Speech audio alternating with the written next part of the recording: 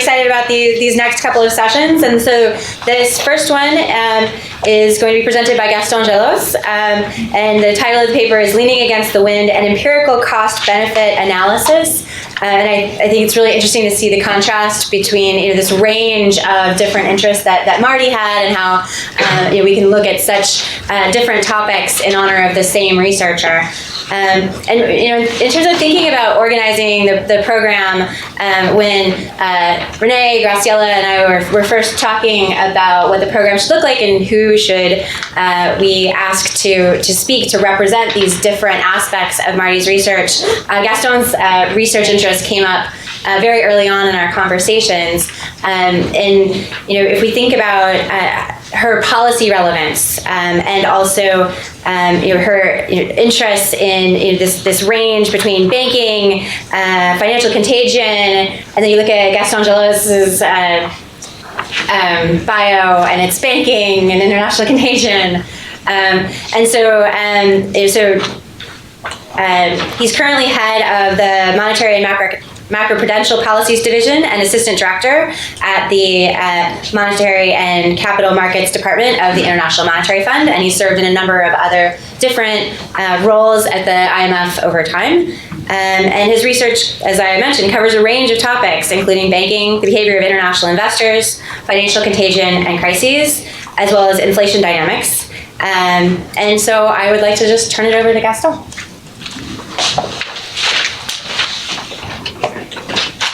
Thank you very much. It's a pleasure and an honor to be here.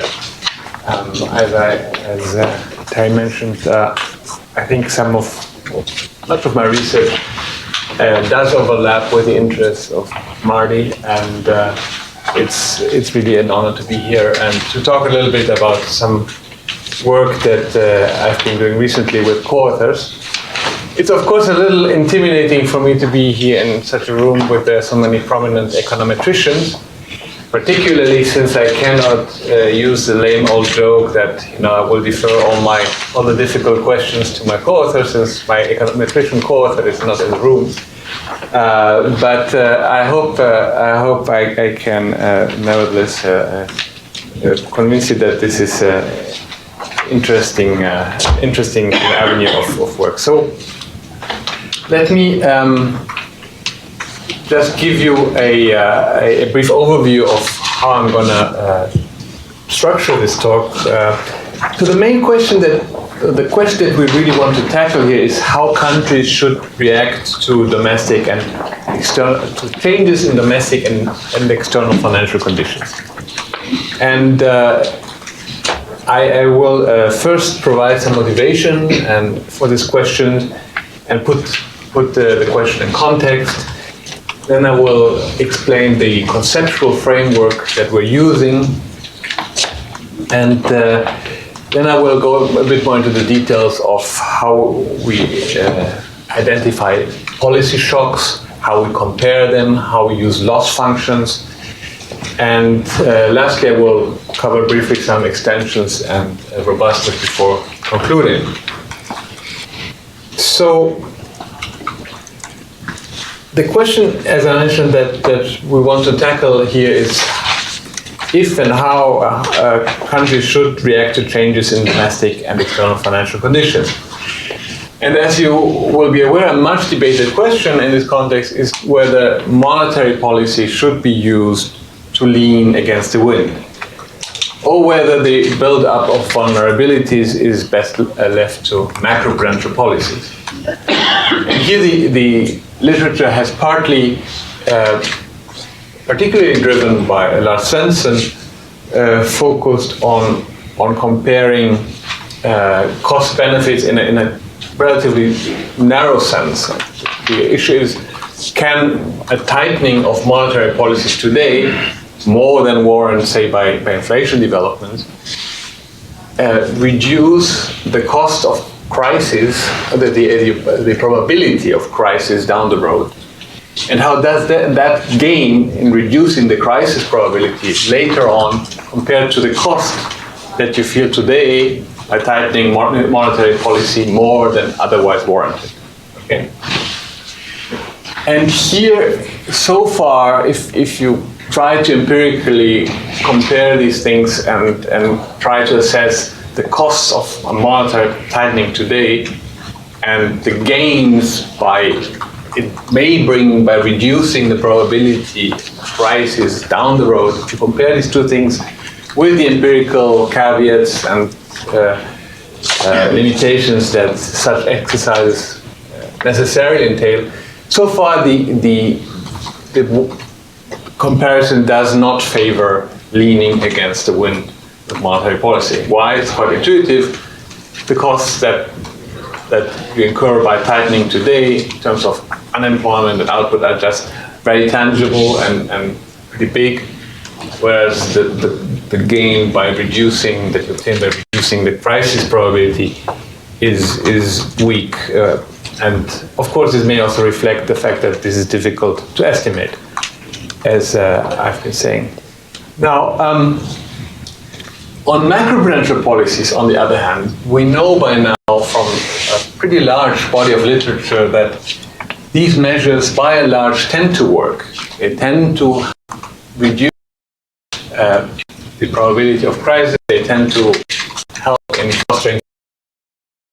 So far, there hasn't been any systematic comparison policy on the other hand. So that's one big part of the motivation. The second part, small economies often exposed to external shocks. So they face changes in global financial conditions, capital flows, and when you look around, it's striking how different the reactions are across countries. Some countries that look similar react very differently to the same shock. And over time, the variation is also big.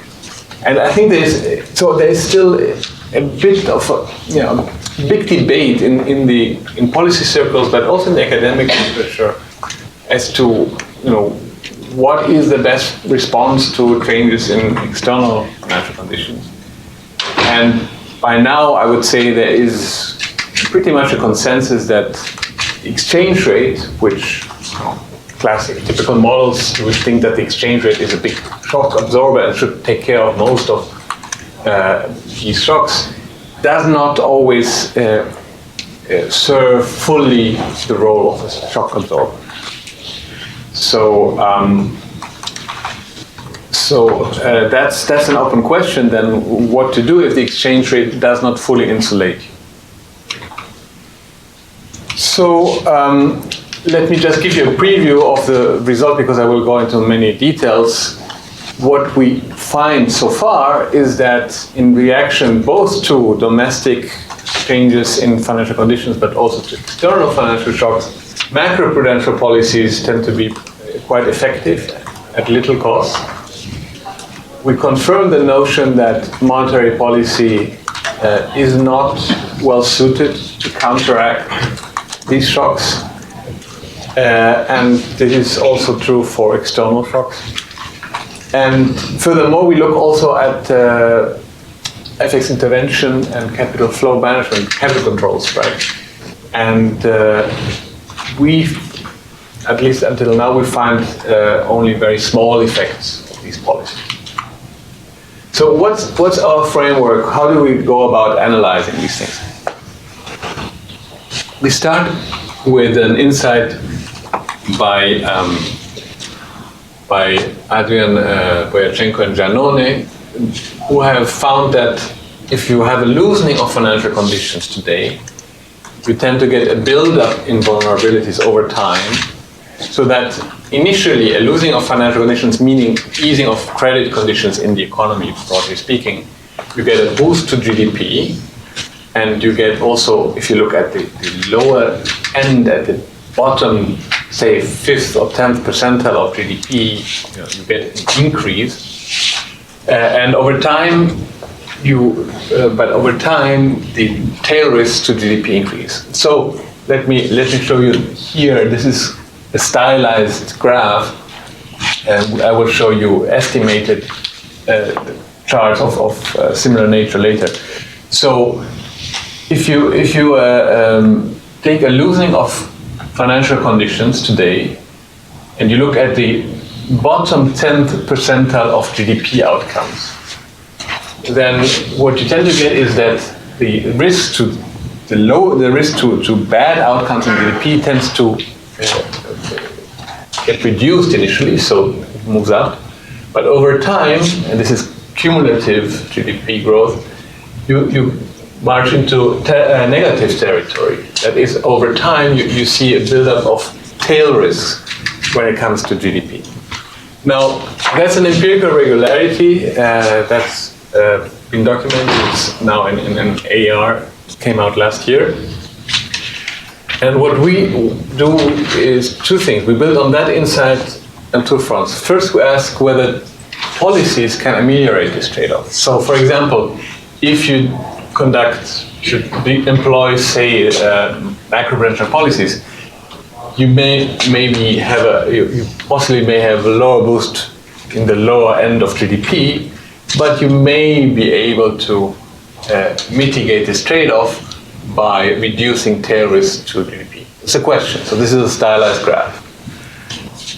But what we do is we go beyond just looking at the tails. We look at the whole distribution. And we look at different policies and how they compare.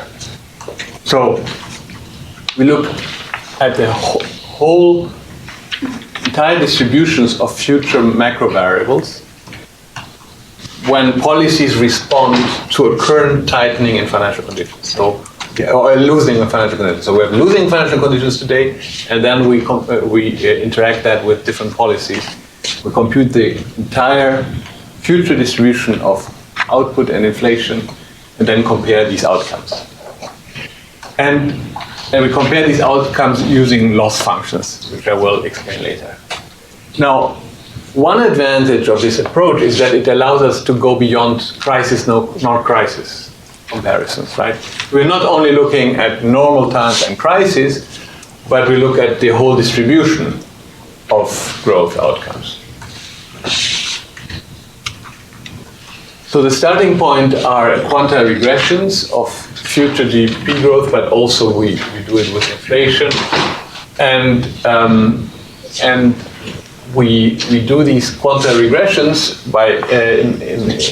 by conditioning them on financial conditions and on an interaction of policy with financial conditions. So if we did not have the policies here, the P's, we would get the standard picture that I was showing you earlier, right? We would get this picture, okay? Now the question is whether when we interact with P's, whether we get something like this, okay? This is for the lowest quintiles, but we do this for all quintiles. We do it from the 5th to the 95th quintile. We use quarterly data for 37 countries, advanced economies and emerging markets. And if you're wondering what we use for financial conditions, of course, financial conditions have to be proxied, right? They have to be. You cannot directly measure them, so they are proxied by principal components of spreads, and it's mostly price-based financial conditions index. So a range of prices of credit and spreads.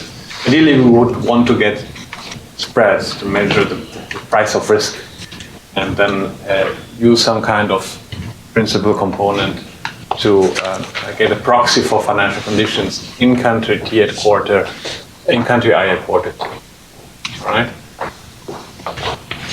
Now, another tricky issue are the policies.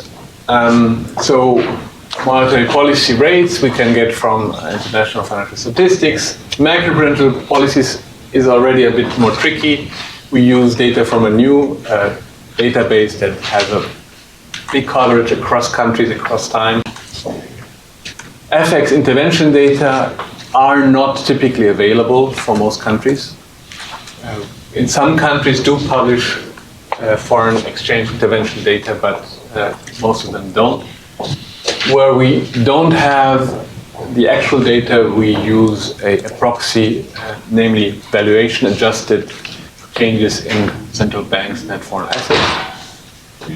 And then we also use an index of financial account restrictiveness to measure capital controls. But beyond the data, we have a more fundamental problem to overcome. Policies are endogenous, right? So macroprudential policy, for example, tends to be tightened when credit conditions are easy, when you see asset prices booming, credit flowing. So that makes it more difficult to identify effects of, say, macroprudential policies on macroeconomic outcomes. So what we do is, therefore, we estimate policy rules or policy functions, where we try to capture the key variables to which these policies react and then construct surprises. Right? So, for example, we for macroprudential policies we use a credit to GDP gap, house price gap, and past actions to proxy to construct a function that proxies for the probability that a macroprudential action is taken. And then we construct surprises by using the actual observed action minus the predicted action.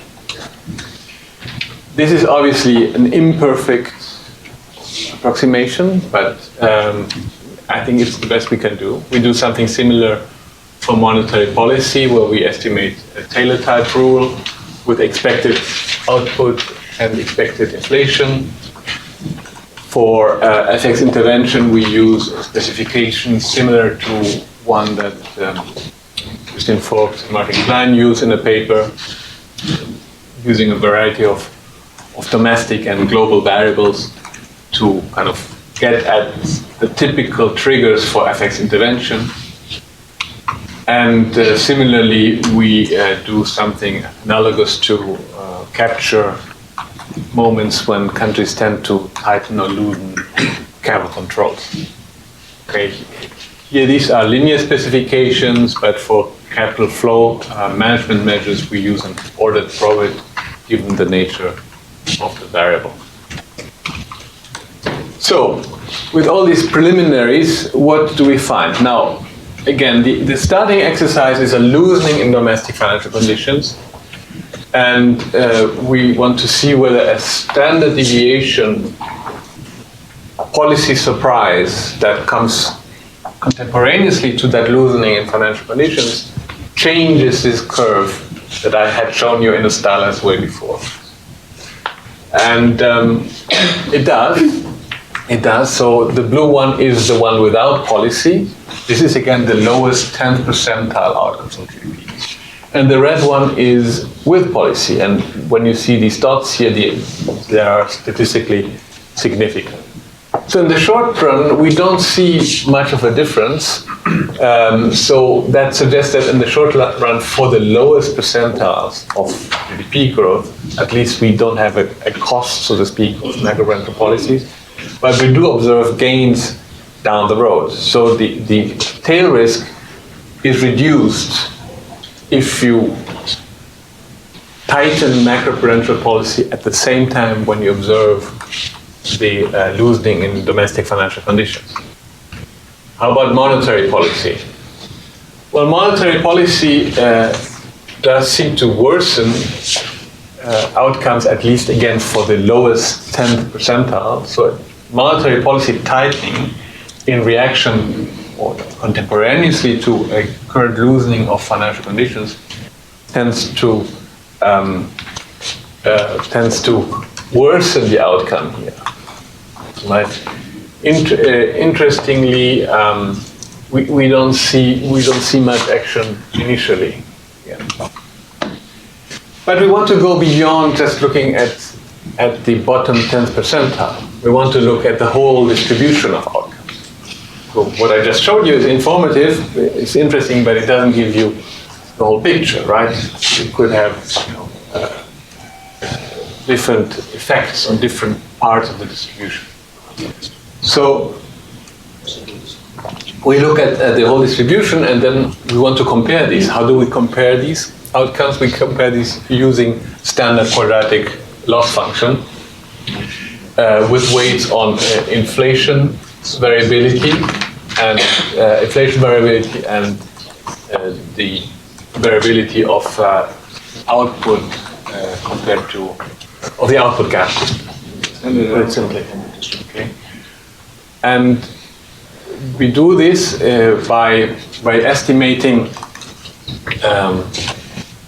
So we want to compare the loss functions with macroprudential policies, for example, or other policies, versus no policies. So loss functions are the discounted value of these losses over time with or without policies, right?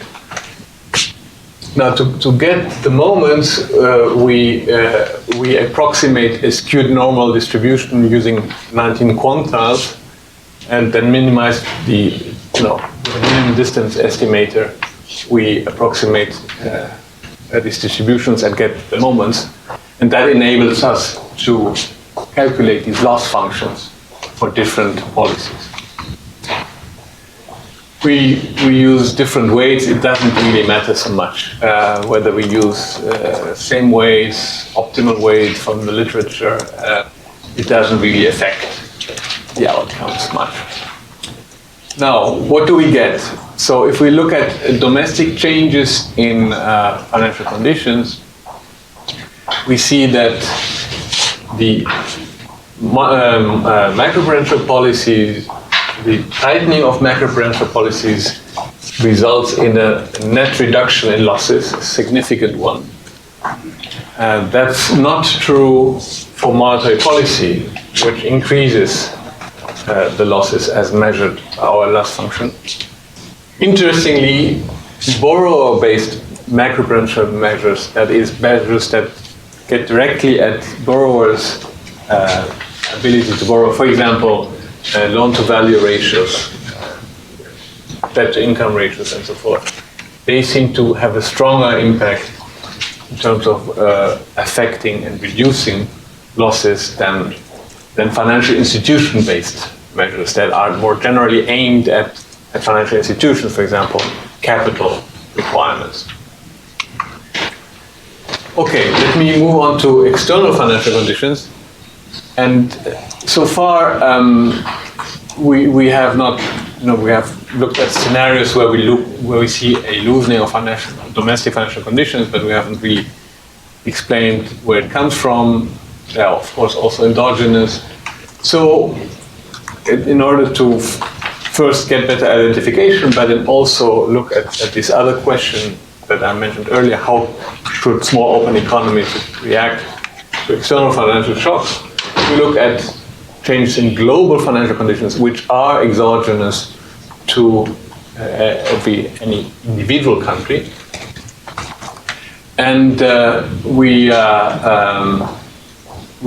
augment the set of policies by FX interventions and capital flow management measures. So here again, what do we get when we look at macroprudential policies?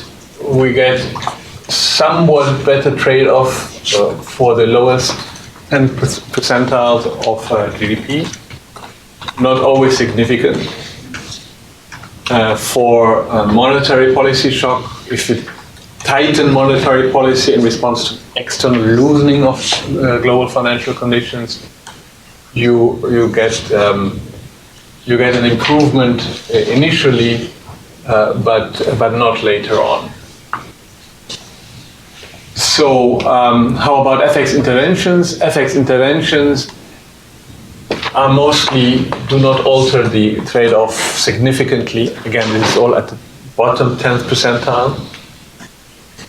And the same is true for capital flow management policies, capital controls. There's a little bit of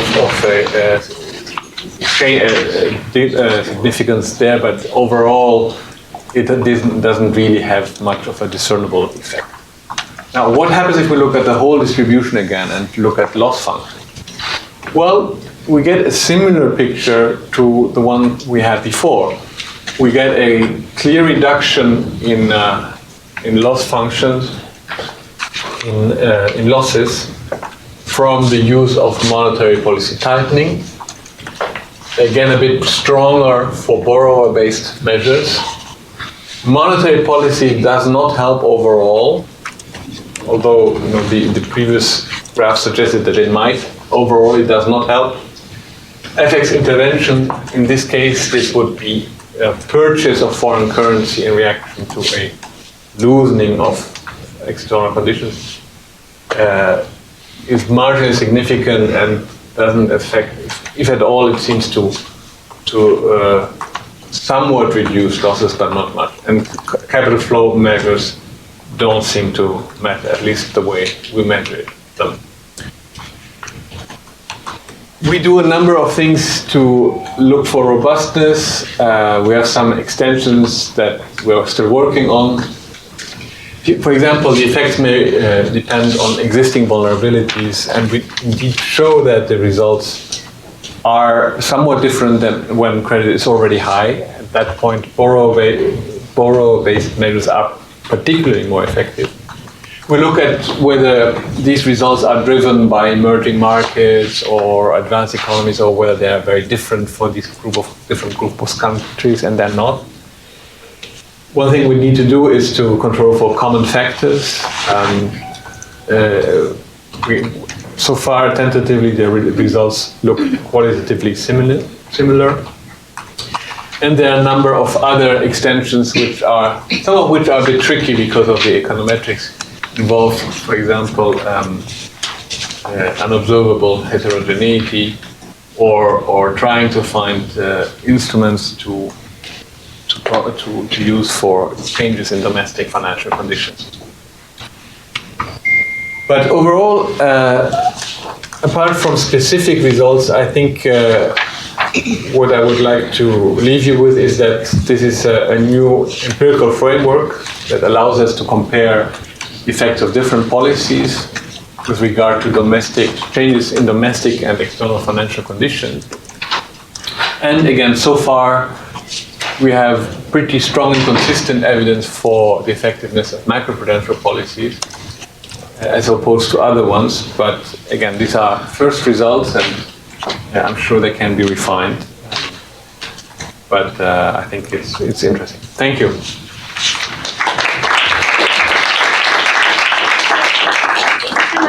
So we have time for questions, and same routine as last time. We've got runners coming in who have microphones, so if you have a question, raise your hand and a microphone will come to you.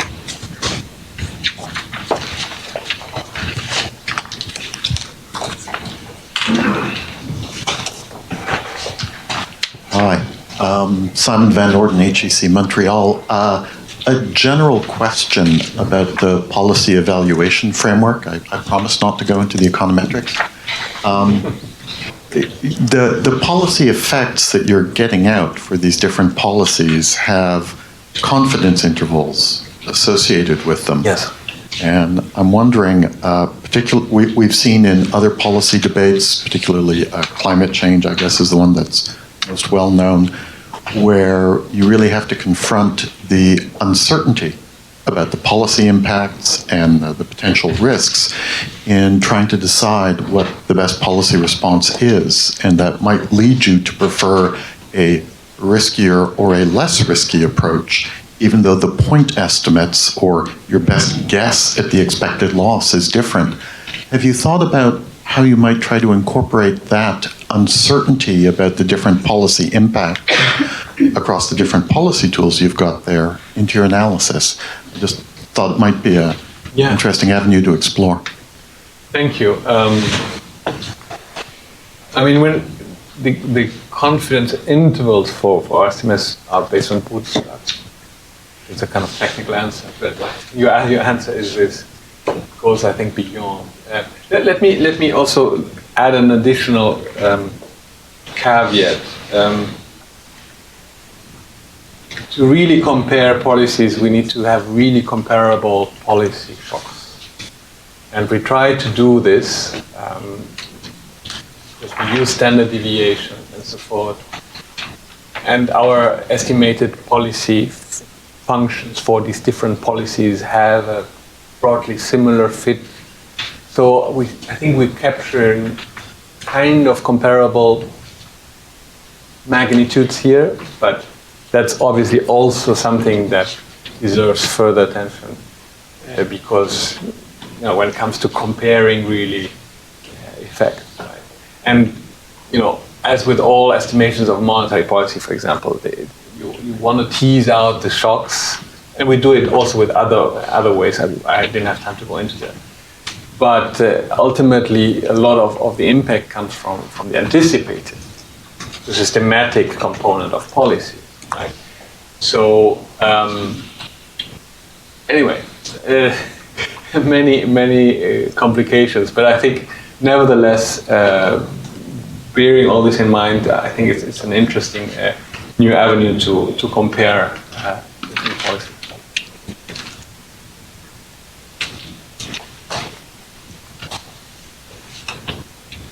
So let's try and look at the extremes. Yeah. Because a lot of times the macro-proof framework becomes really relevant when you're worried about the economy going off the rails. Right? So there's a non-linearity at some point. But in the middle, life looks okay, irrespective of whether you respond with monetary policy or with macro-proof measures. Macro measures tend to be more direct, either affecting the financial institutions or the borrowers. But the question is, let's just think about what happened in 2008.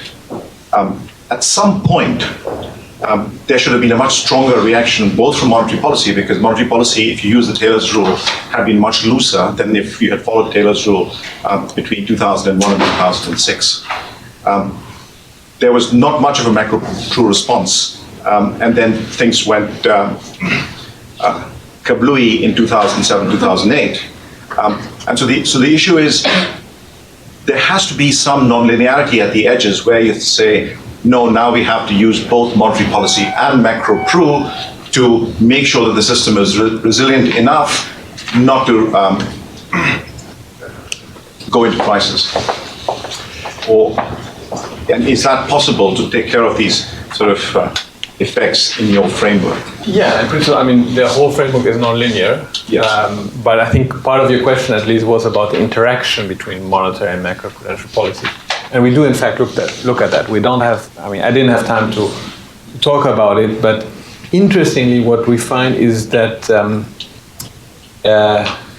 if you are worried about a bill of vulnerabilities, financial vulnerabilities, what our results suggest you want to do is tighten macroprudential, but at the same time lose monetary policy. And why is that? We don't know why, and one interpretation from the literature is that macroprudential policies get more at the quality of credit, if you want to say that, right? They get more at the riskiness of credit, the quality of credit, whereas monetary policy affects everything. So by combining them both, you minimize the unwarranted losses while reducing vulnerabilities. That's our results.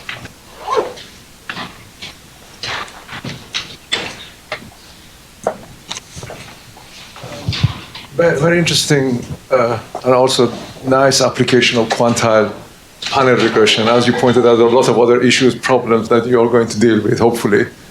But my problem is identification, is that if you have a panel, you have many countries, and these countries are very different institutionally. And they are all often, you pointed out common shock, but you really didn't go through that. But even if time effect, you didn't put in the model, did you? I mean, the reason I'm raising it, there is an issue of interactive effects, like what factor people call. But then, if you did even put a time effect, or group time effect, like for example, advanced economies, one time effect, but in a way, then you have this problem that some of this policy effect could also be absorbed in time effect. And therefore you lose the ability to separate what's going on anyway in the world and how much is due to policy, which is a well-known problem. I don't know whether you address that. Well, yes and no. I mean, common factors we want to, but the time effect is a problem. At least when we look at global financial shock, because then we cannot do it, basically, right? That's what I know. Yeah. So it's nothing to do with the estimation issue. Yeah. I mean, we are thinking about ways to instrument financial conditions, but it's not easy.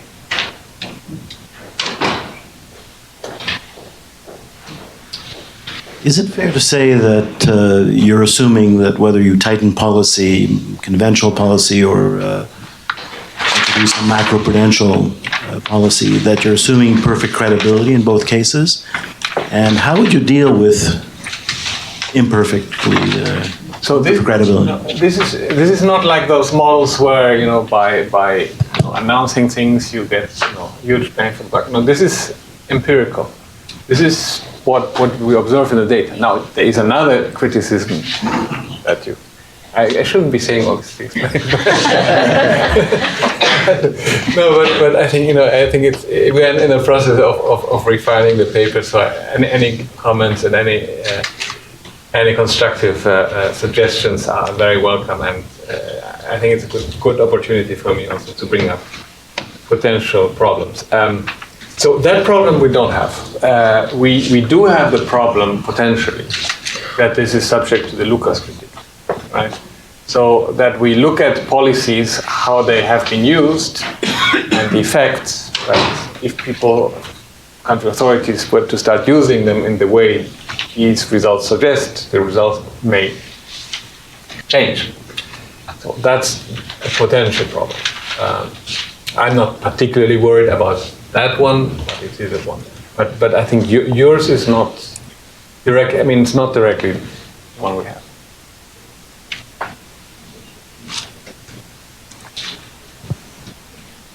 Just a brief question. So in your results, so you said that implementing policies are not that much different if you look at developed and emerging markets.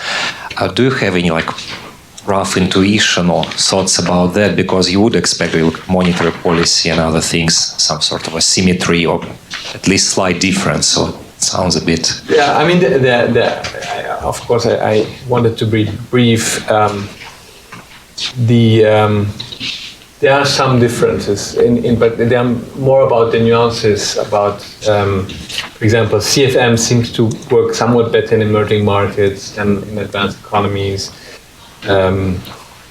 Financial institution-based macroprudential policies also work a little bit better in emerging markets. But very broadly speaking, the picture doesn't change completely.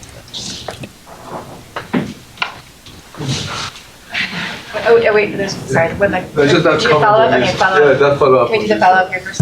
Sorry. I think that could be because you have homogeneous coefficient across both type of markets. Well, but if we look separate, we estimate it separately. Yeah, my question is more, I understood that you actually estimated some market condition through the principal component, right? And you took that to your regression. Right. So it is count of two-stage stuff. Right. It is in the setup of model selection. Yes. So, and it is clear that in some ways, that will have impact on the coefficient of your betas that the policy is affecting inside. Yeah. So, in addition to what Simon said, it is not clear that actually you are identifying that the policy effect if you have uncertainty due to that selection at the first stage. I know that the nature of financial conditions which are estimated across countries, are using a broad range of variables, and that introduces some problems, and I think we deal with this. I would have to get back to you on this. Maybe we can talk afterwards. But I think we are dealing with the problem you're alluding to. Last questions? Great. Thank you very much.